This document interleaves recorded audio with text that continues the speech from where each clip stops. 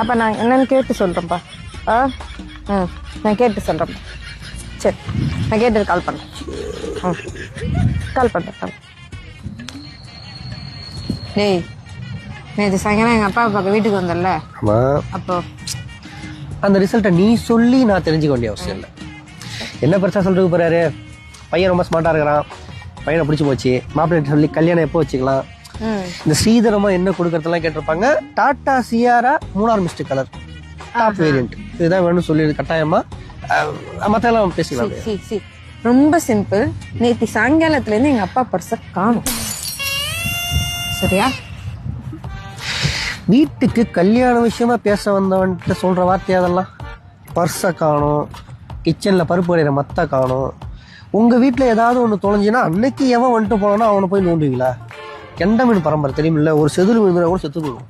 வேற ஏதாவது பித்தளை சொம்பு ஏதாவது காணாமல் போச்சு, பித்தளை சொம்பு இந்த வெத்தலை தும்புற பித்தளை சொம்பு ஏதாவது தெரிஞ்சுன்னா காணாமல் போச்சா அதையும் தூக்கி அந்த தலைமையில் வைப்பீங்க. பாவாடை ஏதாவது காணாமல் போச்சா? பேசி முடிச்சிட்டியா? இல்லை பேசி முடிச்சிட்டியா? முடிச்சிட்டேன். ஆதார் கார்டும் பேன் கார்டும் அதை மட்டும் கொடுத்துரு. காசு நீ வச்சுக்க. காசு கேட்க மாட்டேன்ல.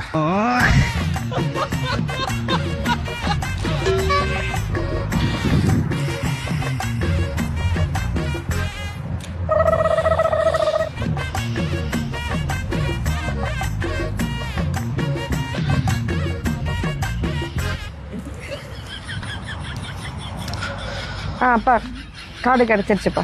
ம் ம் நான் வரேன்.